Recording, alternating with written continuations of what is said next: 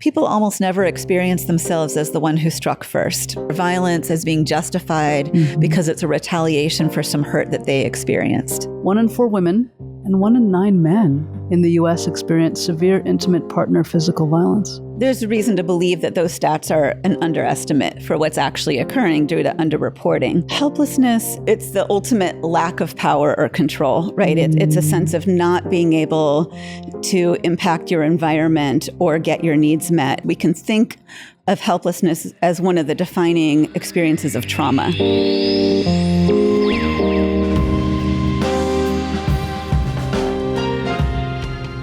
I'm Dr. Inge Hansen, and my definition of belonging is the sense of safety and security we feel when we are accepted and included into a group as our full, authentic selves. Well, hello, Inge Hansen. It is amazing to have you on the show. Thank you so much for taking the time to show up and to be here today. I really appreciate you inviting me. Absolutely. You are an incredible clinical psychologist. You are an author. You have written a book called The Ethical Sellout, Maintaining Your Integrity in the Age of Compromise. You have been a clinical psychologist for over 25 years. Yes. And you were at Stanford for over 14 years. The thing that really captured my attention and my heart in our conversations was your dissertation on intimate partner violence. And one, I was just absolutely fascinated by that. But then as we started talking, I was like, well, wait a second. This actually applies to the workplace. So we're going to dive into that. Your research centers around intimate partner violence. And I think I want to just start by talking about what that is and the type of relationship that comes from the cycle of helplessness that your framework really focuses around. So intimate partner violence is really a whole set of behaviors or strategies where one person in an intimate relationship would be gaining power and control over another person. And you can think of those on a spectrum of fairly mild to fairly severe. And so might include physical violence, like hitting, punching, choking, could include sexual violence, sexual assault, could include verbal abuse, emotional abuse. That's when we're looking at manipulation. When people talk about gaslighting, things like that, and a whole myriad of other things. But the idea is that these strategies are all about creating a specific imbalance of power in the relationship. And then my research specifically focused on relationships where there had been physical violence. According to the National Coalition Against Domestic Violence, oh my God, 1 in 4 women and 1 in 9 men in the U.S. experience severe intimate partner physical violence. Why do I want to read these stats? The Centers for Disease Control and Prevention reports that 1 in 6 homicide victims are killed by an intimate partner. Really? That's like really high. It's really high. And in fact, there's a reason to believe that those stats are an underestimate for what's actually occurring due to underreporting. And when I was doing this research, one of the things that really struck me was that violence is so common in intimate partnerships that some of the less severe forms of physical violence, like slapping, pushing, and so on, is so normalized that they couldn't even include it in the statistics. No. They had to just call it normal violence. Rates of intimate partner violence are higher among certain populations. That makes a lot of sense, sadly. 45% of Black women, almost 38% of Black men experience intimate partner violence in their lifetimes. LGBTQ plus individuals face similar or higher rates compared to their heterosexual counterparts.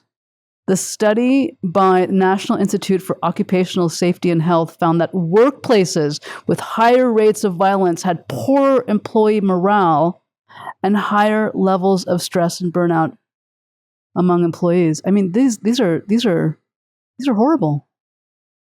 Yeah, right. And you can see how the consequences just touch us across our lives and across identities.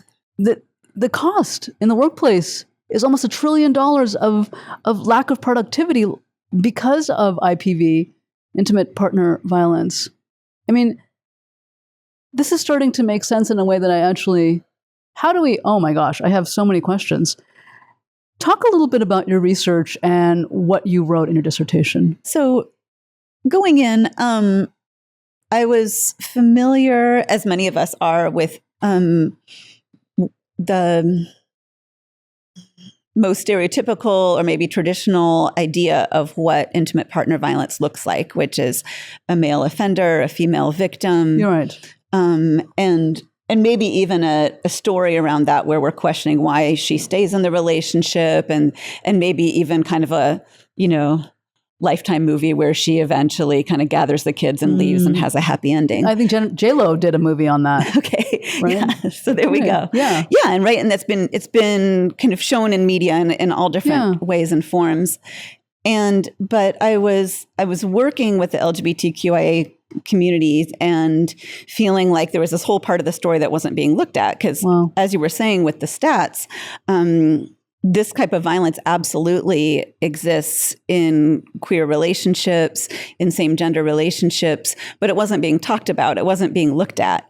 And so for one, I thought this would be a really important place to take a look just because it's under-researched. Mm-hmm. But also, if we get beyond this trope of male offender, female victim, then what can we understand about the dynamics when we take a gender away as kind of the source of the dynamic in the way that we usually understand it. So my research was looking at lesbians in intimate relationships. It was looking at violence between two women and how sometimes the roles can be quite a bit more fluid in that situation. Nobody is kind of officially assigned a victim or offender role based on gender. And so what I ended up looking at was lesbian victims of relationship violence who became offenders in later relationships. And I just wanted to understand what was happening there. Yeah. And what did you find? Well, a whole lot of stuff. I think one of the most striking things is that usually in a study like this, where you're interviewing a whole set of different people, the experiences are so disparate that you really have to kind of work to pull together a few themes that are consistent across a group. And with this group, even though the details were very different, the themes were consistent throughout. And so for one thing, everybody had experienced violence in their childhood. It wasn't something I was screening in for, just that was a backdrop for everybody. Everybody was navigating in some really challenging ways, experiences of helplessness and a need for control in their relationships. And they also had a set of fears and expectations going into their relationships that I would say didn't set them up for success, to say the least. Can you define what helplessness is for our audience?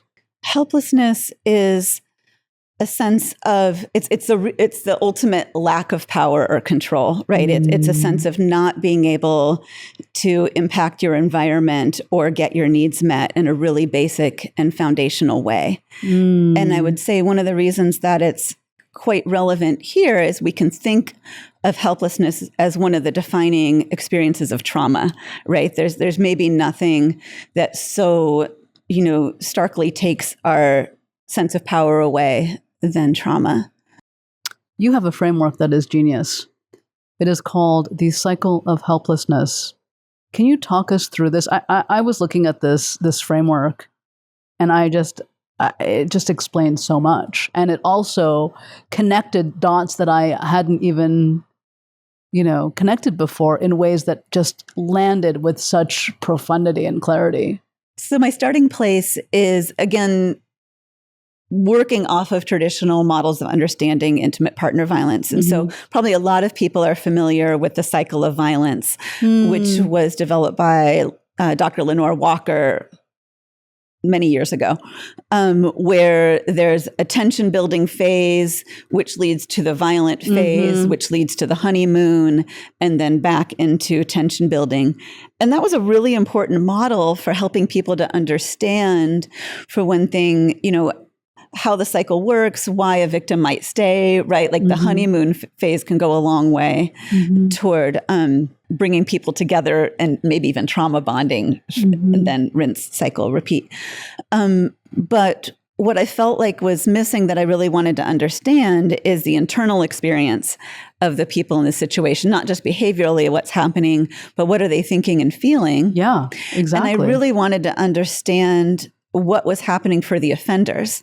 Yes. There's so much good in supporting victims and survivors, but stopping the violence lies in understanding offenders. Oh my God, I love that. So the cycle of helplessness is looking at intimate partner violence from the perspective of the offender, attending to what's happening at emotional level, the cognitive level, and behavioral level.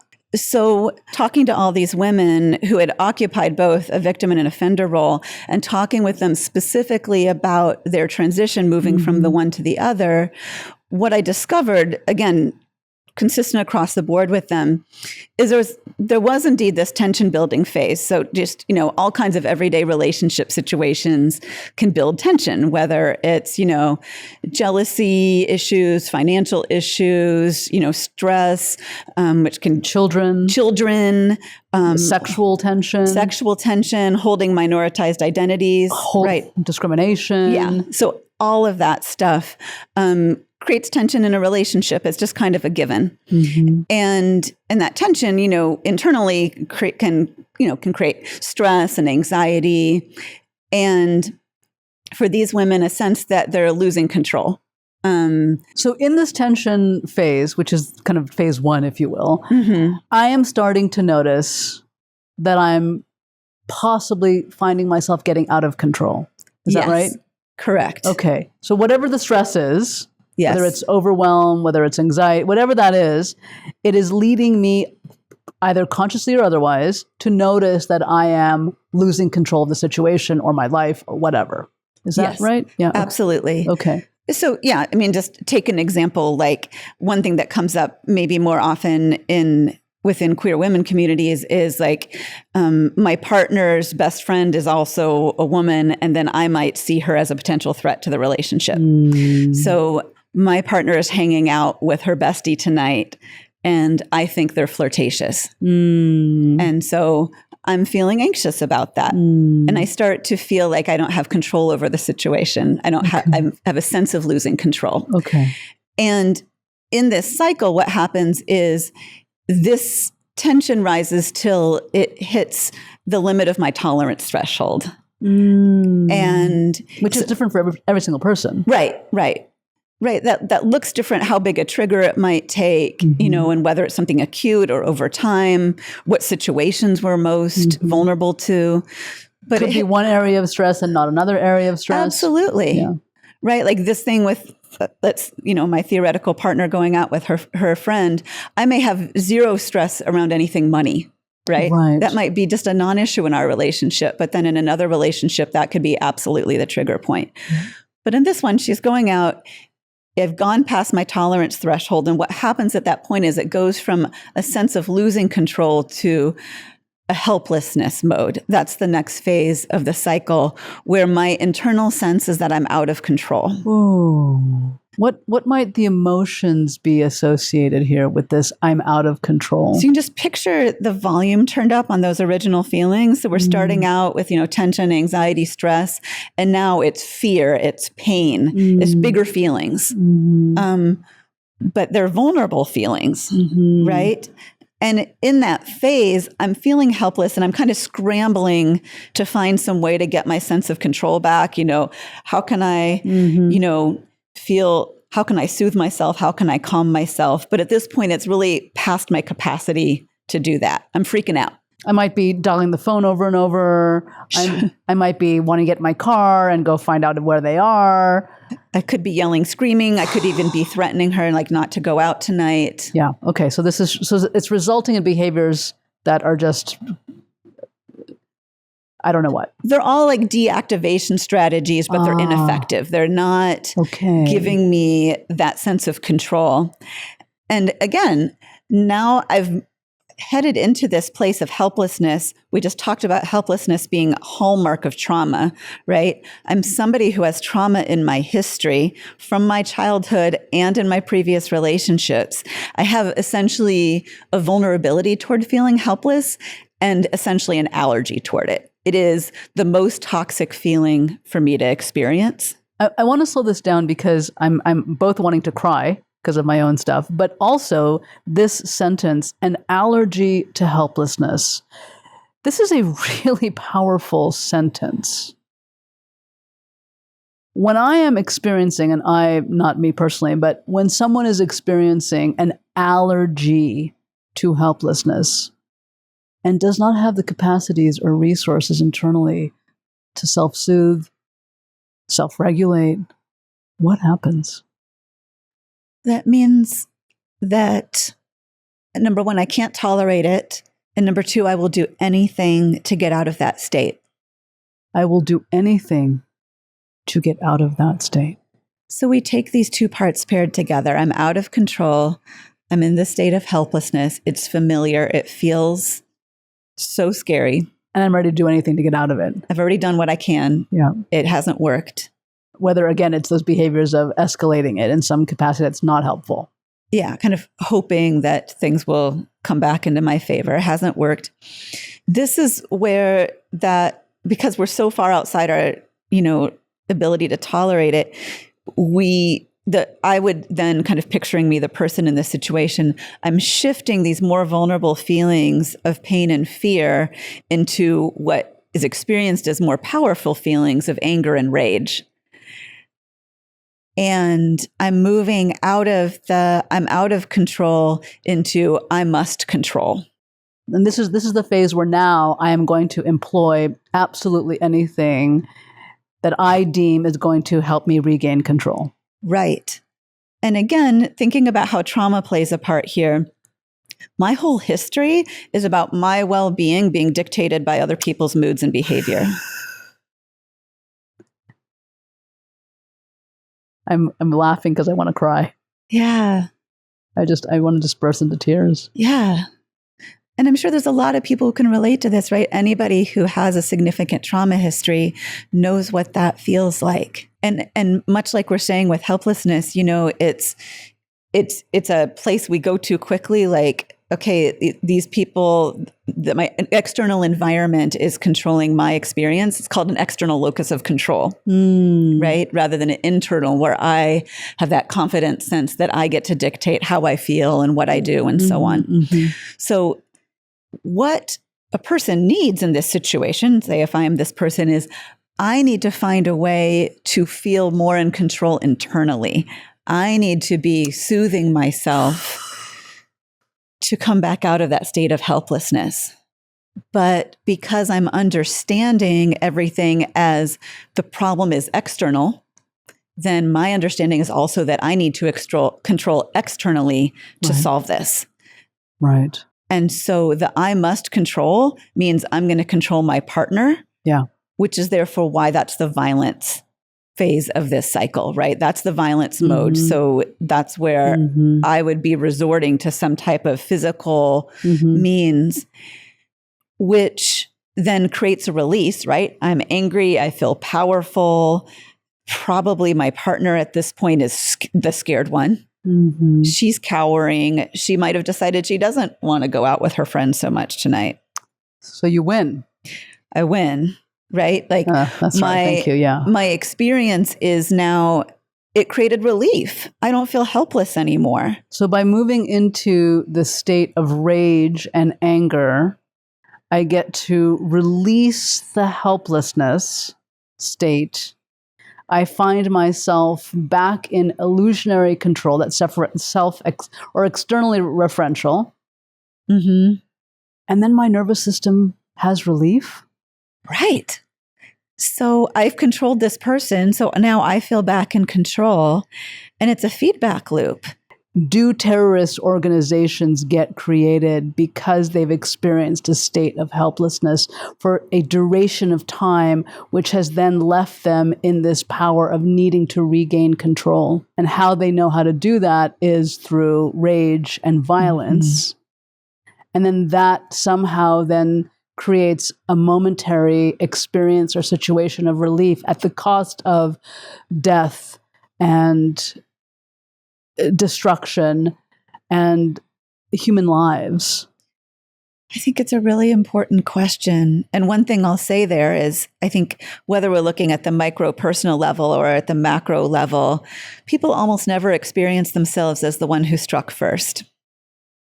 They almost always see themselves as their violence as being justified because it's a retaliation for some hurt that they experienced. So whether the effective, subjective experience is of helplessness or not, I think there's some iteration, some version of that, right? Where I'm losing something of myself if I let myself be hurt without striking back bigger. I want the audience to really take this conversation in as much as you can and connect it back to the workplace, because we're talking about these concepts, these theories, these experiences, these situations, this behavior that completely appropriates over to the workplace. I'm looking at your cycle of helplessness. Where does shame play a role here? I think that back again, bringing trauma into this as the source of so much of this cycle. Shame can really come into play at that tension building place and then peak at that helplessness mode. Right? And there can be, shame can also be a really helpless feeling. It can be, again, a feeling that's so hard to tolerate. Yeah. And a lot of people who have experienced trauma have a lot of really intense firsthand experience of shame. 100%. So I think shame is maybe one specific version of helplessness that can come into play that a person would very much want to escape. I love that. Shame is a version of helplessness. This reminds me of feedback that I got recently in the last couple of weeks. I was told that when I get really angry, I use big words. This has become a running joke in my life and in the workplace with my team. And I was getting angry in a conversation a few weeks ago, and I started to use a big word. Capaciousness is a word that, as SAT words, what can I say? And I was midway through the sentence. I was like, cape, and I caught myself saying the word. And then I just had to pause because I saw that I was creating distance in that moment. I was told that when I use big words, I create distance. And so that was a really interesting feedback moment. And so I had to then actually just sit in silence and try to find myself in this anger of okay, I'm using a big word. Clearly I'm pissed off. I am creating distance and I'm not connecting with this person. How do I come back from that? And it took me a moment to figure that out. It was really hard. But that whole situation demonstrates your ability to have that observing self, that observing ego, right? The ability to look at yourself and be like, oh, I'm starting to do that thing. And now I will pause and rewind. Reset. Redo. Right. Whatever it is. And actually to name that, I could even say, I didn't have the capaciousness back then, but I could have said, hold on a second, I'm noticing that I'm getting really angry. I need to reset. But I was too much in it in the moment. Yeah. And that's the thing, which I think is an important part here, right? The further we get down this road, the more activated we are, the harder it is to bring in an observing self, right? For all of us. And so back to kind of offender picture, that's the work we're doing. The intervention that I was involved in when I worked with offenders was a 52-week long group. So a year-long group where we met 2 hours a week. And people learned how to manage their relationships differently. People would enter at all different times. And so you would enter your first week of the group and there'd be somebody who's been there for 25 weeks and somebody's been there 40 weeks and so on. So one of the really powerful factors is that people would come in and they'd be like, I didn't do anything wrong. She asked for it, like, wow. And you'd have somebody else in there who would say, I used to say the same thing. Oh my God, I'm going to cry. Wow. And so until you can build that observing ego, sometimes your therapist or your other group members serve that role for you, right? They can help you to see you until you can begin to see yourself with new eyes and to understand yourself better. I love that so much. Daniel Siegel defines, I've said this so many times on this show, Daniel Siegel defines what a relationship is. He says, a relationship is to know and to be known. Absolutely. That's what happened in the group. The other part I wanted to say with the midterm and the final is by the time that they're graduating from the group, and you can do 52 weeks and not graduate, you have to pass the final. But what we would do is we go back to the incident that brought them in there. The time that they were violent that got them arrested or got them so scared about their own behavior that they decided to enter the group. Oh my God. We go back to that incident and we role play it. No. With them. And so I will play the part of their partner and I will do all the things that I know a year in push their buttons. Are you serious? And we watch them get activated and they have to make a different choice in the same situation. They have to be able to recognize that they've hit that point. It's not that nothing upset them anymore, but they learned what those cues looked like for them. They learned how to better tolerate distress and the sense of helplessness. And they learned to articulate it, to take a time out and walk out the door. You say, I love this quote so much. If I can manage helplessness and uncertainty, I can manage anything. What comes up when I say that? I feel that so many of the struggles that we humans have is related to our inability to tolerate distress and particularly to tolerate helplessness. We do so many things to escape discomfort. And so being able to sit with that discomfort a bit longer, to be able to have finish the conversation without escalating or storming out. And maybe this is where we can also talk about, not all of us go to anger as our escape route from helplessness. That is so true. Simply because, again, just using myself as example, like anger is not actually my go-to. If I get really distressed or upset, I'm actually quite unlikely to rage. But that doesn't mean that I have everything figured out and that I am never vulnerable to feelings of helplessness or wanting to escape discomfort. This is when we have these other places that people go. So some of it's the various F's, right? We could talk about how many F's there are. Oh my God. But fight is one of them, right? That is the fight model that we just talked about. You're talking about the nervous system's responses. Yeah. So when we're in a place of nervous system activation and we're outside of our window of tolerance. So some of us, our go-to is fighting. Some of us, it's flight, right? To escape in some way. Which doesn't necessarily look like running, as our ancestors or maybe like a deer does on the Nature Channel, right? Flight can also be on pulling out my phone, and I'm escaping the discomfort in the conversation by focusing elsewhere. And then there's freeze, where sometimes we just kind of inaction. We can't think of what to say. We've lost our words. Our brain feels like it's stopped.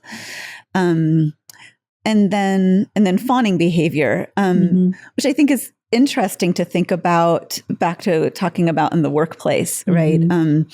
So fawning, you're in a state where you're actually feeling quite afraid and uncomfortable, but the behavior is buttering the other person up, tending to their needs, like aligning with them to keep yourself out of the zone of attack. You and I were debating about fawning quite a lot. Yes. Outside of this conversation, yes. and prepping for that.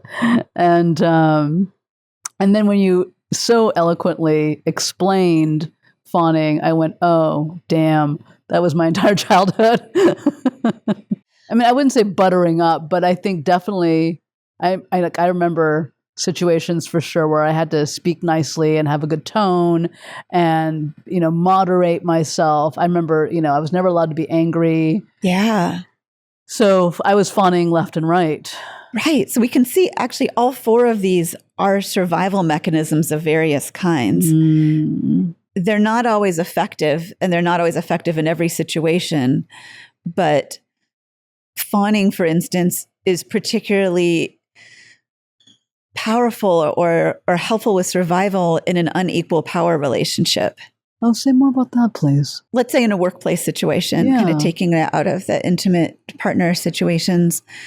If you're my manager and you're kind of scary and harsh, it's not safe for me to confront you on your behavior. So fawning might be an option for me in that situation with you. And here's where we're getting into relationships of domination and subordination, right? Like I am your subordinate. I can't meet you as an equal in that dynamic, which means that some skills around assertive communication may not be okay for me to use, or at the very least, I may not be judging them as okay to use because I'm scared of you and I'm scared of losing my job if I get on your bad side. And so I may avoid giving you feedback. I may manage up in a way that's just absolutely doing whatever it takes to please you, which can then prevent you from getting a realistic sense of your behavior and its impact because it's not safe to tell you that. Right. And also can have pretty disastrous consequences on my own nervous system. Absolutely. Right? Because I'm in this perpetual state of hypervigilance and fear that shows up as fawning. I'm having a huge epiphany. I had a boss at one of my tech companies that I was employed, and he terrified me. Yeah. And I fawned continuously and got nowhere. I mean, he just kept being a jerk. And I remember getting so pissed off that I started yelling at him regularly. Oh my God, I totally used your little framework. Whoa. Yeah. I would start yelling at him because I was like, he doesn't do anything. He just keeps being a jerk. And so then I remember, some retaliation coming from him, but it was a really unpleasant 3 years. Yeah. And so a couple important things I think related to what you just said, because that tracks on what I was talking about with survivors who became offenders, right? At some point they hit a limit and they were like, never again. Yeah. And then I rage quit. That's so interesting. Yeah. So you found a way out of the situation, right? Like at some point you were enraged, so you were maybe really activated when you made the decision, but your system also found a way for you to get out of an unhealthy dynamic for you. That's so interesting. Fight, flight, freeze, and fawn are reactions to a state of a trigger. Yes. What's something that is, using your language, secure attachment? What would be an F that would be a securely attached way of engaging? So let's say that I want to do this in a way that creates safety and belonging and inclusion. So we could foster connection. So I think that there's a couple elements involved there. I love that foster. That's great. So fostering connection is something that's possible without fawning, right? If we talk about fostering connection, we're actually talking about a relationship that even in a role of structural inequity, like manager, staff, or so on, is still moving out of the power being the thing that runs the show. And certainly in a relationship, we're looking for authentic connection. So in order to do that, we both need to kind of build our capacity to be able to sit with discomfort. And whatever feelings we know are the ones that really can bring us into a place of helplessness, which again can be different for different people. Like maybe I am can handle quite a bit of fear, but shame is like, phew. So expanding our capacity for being able to sit with these feelings, manage them, and so on, but also intervening with ourselves earlier on so that we don't ideally get to the place where we're, spinning out of control, discharging before we do something. It's so much easier to soothe, to connect, to repair, to find a way through if we catch ourselves early and attend to ourselves from there. You talked about this, and forgive me, I don't remember in our pre-talk, something about a scale like 0 to 100. Yeah. And as a tool for us to learn to figure out where we are in our own state and to learn ourselves so that we can catch ourselves early. Totally. Talk a little bit about that tool and how we can start to use it for ourselves. Yeah. So I first learned this, again, from running these offenders groups, because one of the things we would do there is develop with them an anger scale. And so we would have 0, which would be completely calm. 100 is just complete rage. And then working with them on an individual basis, it looks unique to each person. Okay, then what's a 50 for you? Okay, then let's get more granular. What's a 25? What's a 75? Until they can see all the gradations from calm to rage for themselves. And that meets a few needs. One is a lot of people are, again, back to this observing ego thing, really unconscious of how they got from feeling fine to feeling out of control rage. It feels like it happened in a split second, but it didn't. Like they were building up way before they were conscious that they were building this up. And so if we can teach people to see what like a 40 looks like, and they're like, okay, at a 40, my thoughts look like this, my behaviors look like this, my label for that is irritation, let's say, then they are able to intervene on themselves so much earlier and so much more effectively. So, we therapists love metaphors. So in this one, we're talking about if you're driving a car and suddenly something runs into your path, if you're going like 80 or 90, there's no way that you're going to be able to put on the brakes in time, pull to the side of the road and so on. If you're going like 30 or 40, you're very likely to be able to, slow down, figure out what, check the safety of the situation and so on. So that's what we teach the people in the group. That is that observing ego, and that is that ability to intervene earlier at the same time as they're learning to sit with some of those lower levels of distress. But what I found then doing clinical work in private practice is that anger scale is relatable for some people. For some of us, that's what we need to work on. Is our anger. Yeah. For others of us, it's a different emotion or a different experience that's coming into our lives frequently. So again, it could be shame. It could be pain. It could be, I'm actually working with a client right now in a completely different realm, just with how well resourced she is. So she's tracking 0 to 100, what helps her to be more or less resourced emotionally throughout her day. But similarly, I'm like, don't get below a 30. Like there's something magic about like right in this realm where we need to be paying attention. So don't go beyond 30. Like 30 is the place to intervene for yourself. Yes. Uh-huh. because that's where I'm going slow enough to like when I said the capaciousness or didn't, right? I was going slow enough that I was like capacious. Oh, shoot. Right. Yeah. Right. Okay. When we slow down, yeah. That's where our bodies can notice what's happening, not just our minds. That's when our emotions can catch up, right? Like we have more integrated awareness when we slow down. And we also have the ability to have that awareness when we're in the first third of that scale. I want to talk a little bit about slowing down here. And this is so key. I've written so many articles around sitting in discomfort. I always say that the greatest leadership skill to have is not empathy. The greatest leadership skill to have is not active listening. The greatest leadership skill to have in this day and age is sitting in discomfort. Mm-hmm.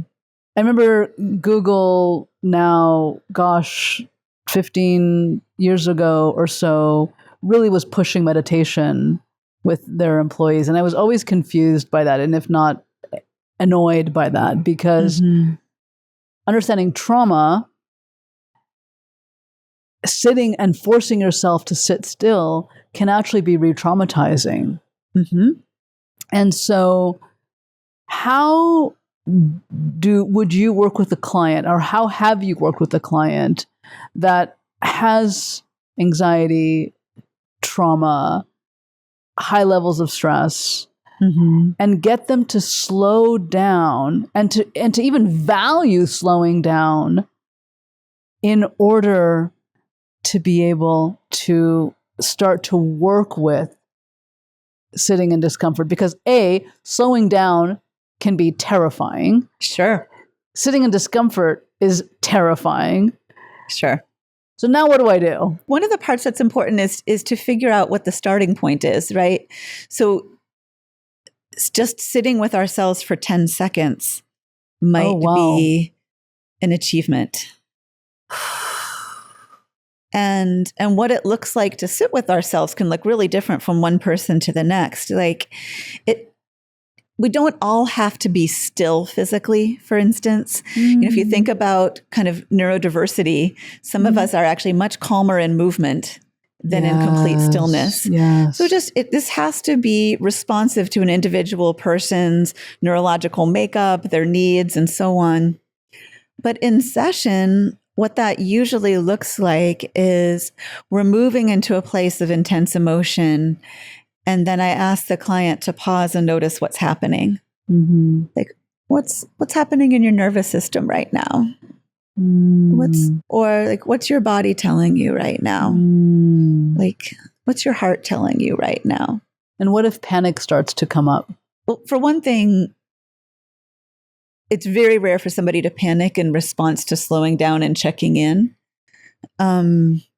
But if they do, I think one of the things that I can do is help be a container for them in that experience. And what happens over time is that my voice gets internalized, right? So a client will hear me so many times saying, I'm going to stop you there. What's happening in your body right now? What are you noticing? And then if it's an unkind voice, then we're finding another way that they might be able to talk to themselves that's more compassionate. So I'll mention two things there. One is that back to this observing ego or ego strength, can use all different terms for this, or internalized allies. Another way of thinking of it is over time, the client will hear my voice when they're not in session, right? They'll be in a conflict with their partner, or they'll be in a really high stress situation at work. And they'll start moving into the really angry thoughts or the self-critical thoughts. And they'll hear, I'm going to slow you down there. Let's take a moment, and it will become integrated. And the trigger for that calming thought is the agitation. It becomes an automatic response when they start to get activated. Oh, that's beautiful. So that's one piece of it. Yeah. And then the other part is just how often people get distressed by their distress, right? So that's the other part is we have anxiety, but then we have anxiety about our anxiety. Right. And it's often that secondary feeling is the one that really gets us. And that's the one that's the most malleable.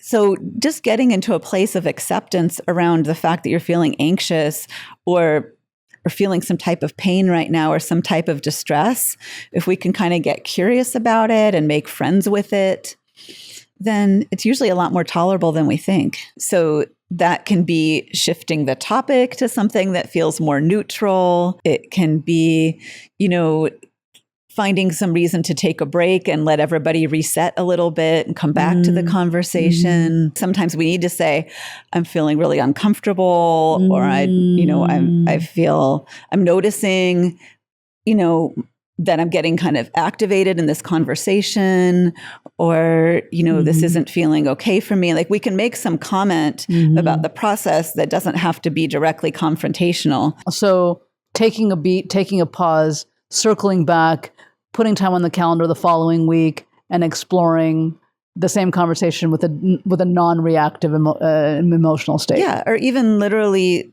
20 minutes later. Sure. I have an example here if it would be useful. Again, relationship stuff, but the Gottmans are, relationship experts who do, you might be familiar. They do all this lab work with couples where they put couples in an apartment together and then they just videotape them doing all kinds of interactions. Oh, how funny. And watch their conflicts and so on. And the couples know they're being recorded, but just like reality TV, you spend enough time in front of a camera, you just start acting like your regular selves after a while. And so they collected tons of data based on just watching couples do what couples do. And we're able to predict with an extraordinarily high level of accuracy who is going to stay together and who would divorce 10 years later. How? Just based on the ways that the couples interacted with each other. What were some themes conflict. Or what were some things you noticed or they shared? So, I want to say one piece first related to what you're asking about, which is that they did an artificial intervention, which I found really striking, which is the couples would get into some really big heated conflict. They'd be fighting. And then John or Julie Gottman would say, "Oh, sorry, our camera equipment's malfunctioning. Could you just pause that fight right there? And we'll come back to it in a few minutes when we get everything back online. Could you just read a magazine or something and then we'll pick up where you left off."